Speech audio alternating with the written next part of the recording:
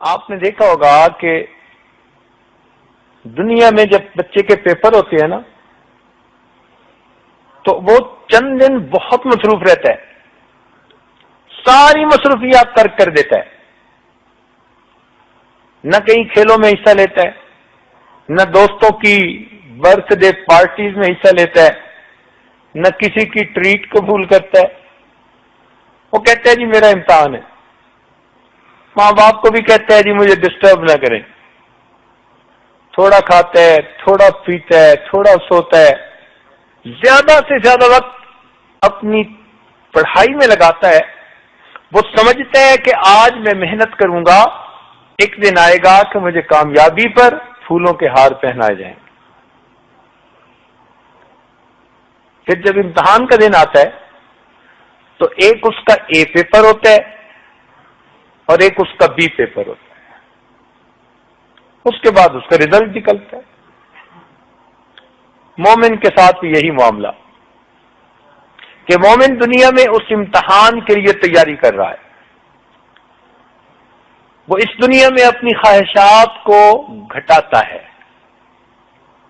ضروریات پوری کرتا ہے، اس لیے کہ ضروریات کی انتہا ہوتی ہے، اور خواہشات کو پوری نہیں کرتا اس لیے کہ خواہشات کی کوئی حد نہیں ہوتی،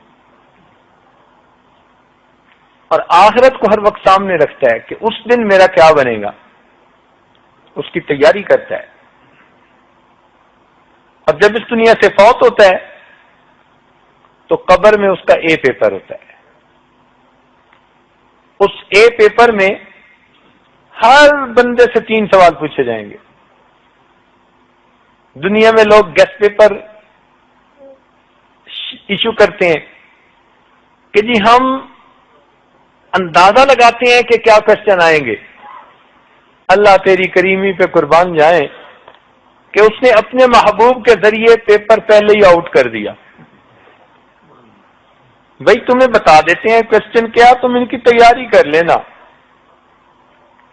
چھوٹے چھوٹے 3 سوال ہوں گے، تینوں کمپلسری ہوں گے، تینوں لازمی۔ پہلا پوچھیں گے من ربک، تیرا رب کون ہے، مگر اس کا جواب ہر بندہ نہیں دے سکے گا۔ جواب وہ دے گا کہ جس نے دل میں اس یقین کو بٹھایا ہوگا کہ میرا پروردگار اللہ ہے، اور اگر وہ سمجھے گا کہ مجھے دفتر پالتا رہا، دکان پالتی رہی، لوگ پالتے رہے، تو وہ رب کا نام کیسے لے سکے گا؟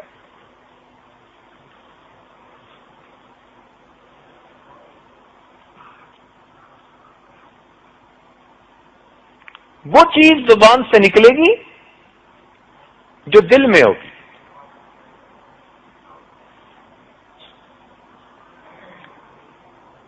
ایک صاحب نے طوطا پالا، اس کو اللہ اللہ کا ذکر سکھایا، لوگ دور دور سے اس کو دیکھنے آتے، اس کی باتیں سننے آتے۔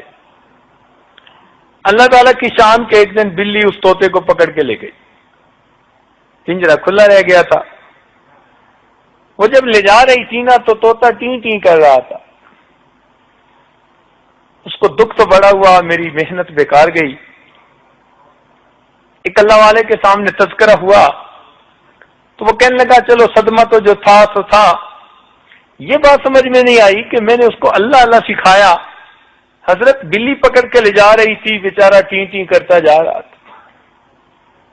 ان بزرگوں نے کہا کہ بات یہ ہے اس کی زبان پر کلمہ تھا، اس کے دل میں ٹیں ٹیں تھی۔ جب موت کا وقت آتا ہے وہ نکلتا ہے جو دل میں ہوتا ہے، اس لیے تمہارے طوطے نے ٹیں ٹیں کی۔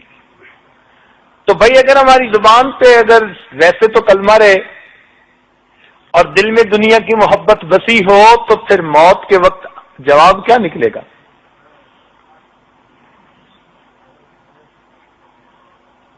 اس لیے اس یقین کو دل میں بٹھانے کی ضرورت ہے کہ ہم نوکری سے نہیں پل رہے،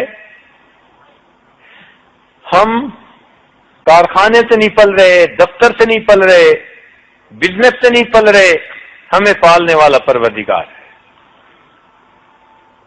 اللہ بھلا کرے ہمارے یہ جماعت کے دوست یہی تو آواز لگاتے ہیں.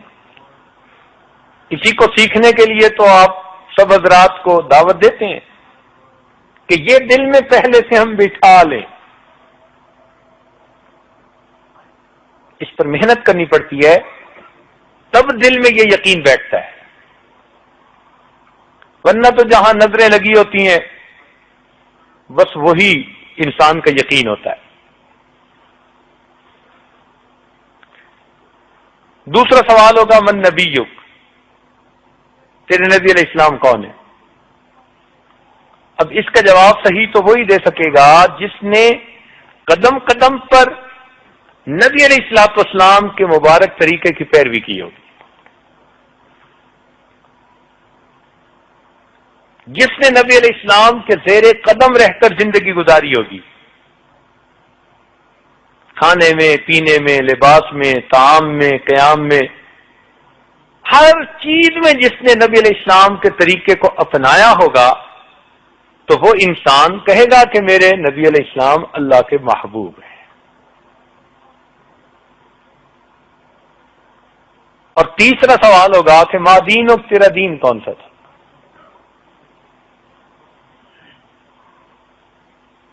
اللہ والوں نے محنت کی ہوتی ہے، ان کے پھر آگے سے حساب بھی اور ہوتے ہیں. موت بھی شام سے آتی ہے. حدیث پاک میں آتا ہے کہ جو بندہ باقاعدگی کے ساتھ مسواک کرتا ہے اللہ تعالیٰ ملک الموت کو بھیجتے ہیں، وہ اس سے شیطان کو مار کر دور بھگا دیتے ہیں اور اس بندے کو بتا دیتے ہیں کہ تیرا وقت قریب ہے، تو کلمہ پڑھ لے. اب یہ کتنی بڑی نعمت ہے کہ شیطان کو مار کر دور بھگائیں اور کلمہ یاد دلائیں.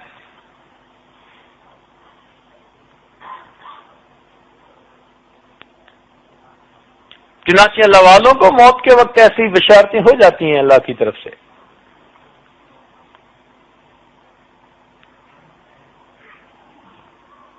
ان کے آگے کے مسئلے بھی اللہ آسان کر دیتے ہیں. اس لیے کہ ان کا دل مخلوق میں نہیں اٹکا ہوتا، ان کا دل خالق کے ساتھ جڑا ہوتا ہے.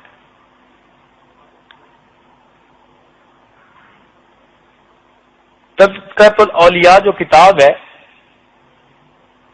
اس کے مصنف خواجہ فرید الدین عطار رحمۃ اللہ علیہ، عطر کی دکان تھی، جوان العمر تھے، عام زندگی تھی، دل ادھر ادھر مخلوق میں خوب لگا ہوا تھا. ایک دن کوئی باخدا بندہ ان کی اس یعنی دکان پر آیا اور ان کی شیشیوں کو بڑے غور سے دیکھنے لگا. تو یہ کہنے لگے کہ بڑے میاں کیا دیکھ رہے ہو؟ بڑے میاں کہنے لگے کہ میں دیکھ رہا ہوں کہ اتنی شیشیوں میں آپ کی جان اٹکی ہوئی ہے، یہ کیسے نکلے گی؟ اتنی شیشیوں میں جان اٹکی ہوئی ہے، یہ کیسے نکلے گی؟ تو انہوں نے غصے میں آ کے کہا کہ بڑے میاں جیسے تمہاری نکلے گی ویسے میری نکلے گی. اس نے کہا اچھا پھر میری تو ایسے نکلے گی. کل اس کے پاس کپڑا تھا، وہ وہیں دکان میں فرش پہ لیٹ گیا، کپڑا اوپر کیا، کہتے لا الہ الا اللہ. یہ سمجھے کوئی ڈرامہ اور بہانہ کر رہا ہے. تھوڑی دیر کے بعد جب کپڑا ہٹایا دیکھا تو واقعی وہ اللہ کو پیارا ہو چکا تھا. دل سے چوٹ لگی کہ واقعی یہ ہے باخدا لوگ کہ جو دنیا سے دل نہیں لگاتے، اپنے رب سے دل لگاتے ہیں اور پھر کلمہ پڑھ کے دنیا سے رخصت ہو جاتے ہیں. پھر بعد میں یہ بڑے اولیاء میں شامل ہوئے.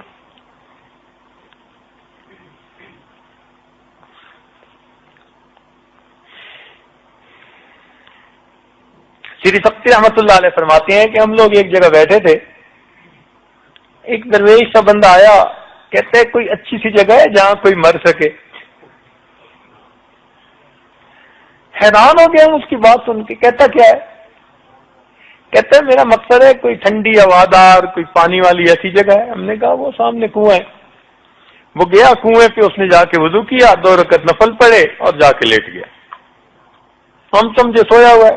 نماز کا وقت آیا، ہم نے بھی وضو کیا، جب اس کو جگانے گئے تو دیکھا وہ تو اللہ کو پیارا ہو چکا تھا. ان اللہ والوں کی ایسی جو ہے نا وہ دنیا سے جانے کا وقت تھا. اور آگے کا معاملہ بھی ان کا ایسے.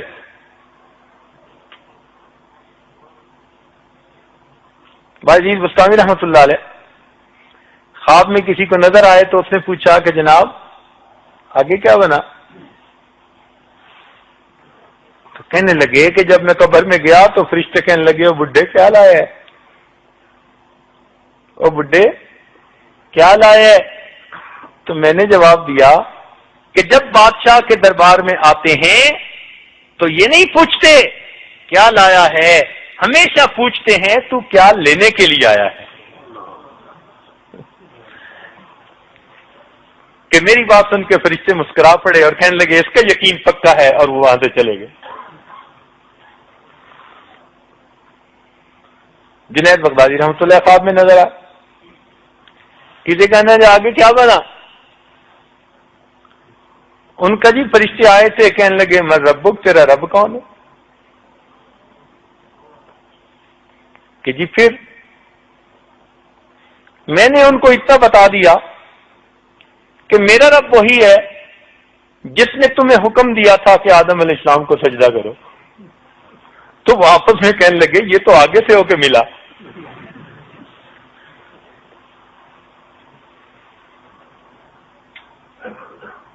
شیخ عبدالقادر جیلانی رحمۃ اللہ علیہ کو کسی نے دیکھا،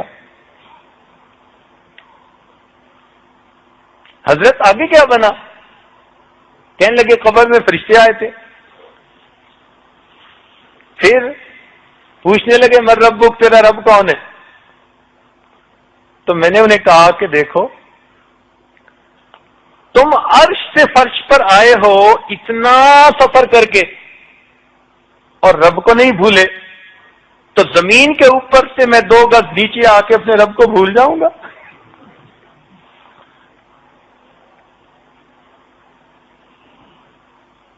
رابعہ بصریہ اللہ کی نیک بندی خواب میں نظر آئی. کسی نے پوچھا جی آگے کیا بنا؟ کہنے لگی فرشتے آئے تھے تو پوچھ رہے تھے کہ تیرا رب کون ہے. میں نے کہا جا کے اللہ تعالیٰ کو کہہ دو اللہ تیری اتنی مخلوق ہے، خربوں خربوں میں اتنی مخلوق میں سے تو ایک مجبوریہ کو نہیں بھولا، میرا تیرے سوا ہے ہی کوئی نہیں، میں تجھے بھلا بھول جاؤں گی؟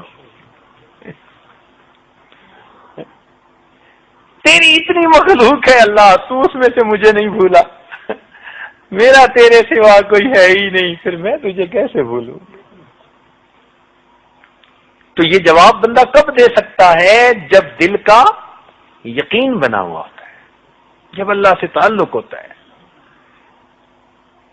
ورنہ تو انسان اس وقت پریشان ہوتا ہے کہ میں کیا کہوں.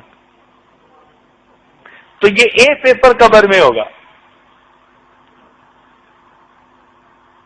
پھر اگر جواب ٹھیک دے دیے تو قبر کو جنت کا باغ بنا دیں گے، نہ دیے تو جہنم کا گڑھا بنا دیں گے. یہ ابھی ٹرانزٹ ہوگا. قیامت کے دن سب کو اٹھایا جائے گا، اللہ رب العزت کے سامنے کھڑے ہوں گے اور وہاں پر 5 سوالوں کے جواب سب کو دینے پڑیں گے.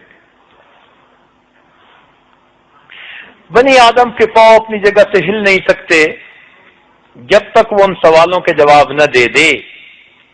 تو وہ سوال ہماری زندگی کا بی پیپر ہوگا، اس میں بھی سب جواب دینے ضروری. اور وہ بھی پیپر اللہ تعالیٰ نے اپنے محبوب کے ذریعے سے آؤٹ کروا دیا. پوچھا جائے گا اے بندے تو نے زندگی کیسے گزاری، تو نے جوانی کیسے گزاری، مال کہاں سے کمایا، کہاں پہ خرچ کیا، اپنے علم پر کتنا عمل کیا. اب اس وقت ان سوالوں کا جواب دینا یہ بہت مشکل کام ہوگا. تاہم جو لوگ نیکی کر کے دنیا سے جائیں گے پروردگار ان کے ساتھ رحمت کا معاملہ فرمائیں گے. اور جو لوگ دنیا میں ایمان سے محروم رہیں گے اور محروم ہی اللہ تعالیٰ کے حضور پہنچیں گے تو ان کے لیے جہنم ٹھکانہ ہوگا. اس لیے اللہ تعالیٰ فرما دیں گے وَامْتَازُوا الْيَوْمَ أَيُّهَا الْمُجْرِمُونَ، اے مجرموں آج کے دن میرے نیک بندوں سے علیحدہ ہو جاؤ. دو الگ الگ راستے ہوں گے، ایک طرف جنتی لوگوں کو بھیجا جائے گا اور دوسری طرف جہنمی لوگوں کو بھیجا جائے گا. تو یہ قیامت کا تصور اسلام کے بنیادی عقائد میں سے ہے. یہ جتنا انسان کے دل میں راسخ ہوگا اتنا اس کی زندگی صحیح لائن پر ہوگی. اس لیے آپ قرآن پاک کا مطالعہ کریں، ایک تو پوری صورت ہی آپ کو اسی نام سے ملے گی القیامہ، اور دوسرا ہر صفحے پر، ہر دوسرے صفحے پر آپ کو کسی نہ کسی انداز میں قیامت کا تذکرہ ملے گا. اتنا اہم یہ مسئلہ ہے کہ قرآن پاک کے ہر صفحے یا ہر دوسرے صفحے پر آخرت کی یاد دلائی گئی کہ تمہیں اللہ تعالیٰ کے حضور پیش ہونا ہے. اس لیے قیامت کے مختلف نام قرآن و حدیث میں وارد ہیں. جیسے اللہ تعالیٰ عظمت والے ہیں، ان کے بے انتہا نام ہیں. جس کے ناموں کی نہیں ہے انتہا، ابتدا کرتا ہوں اس کے نام سے.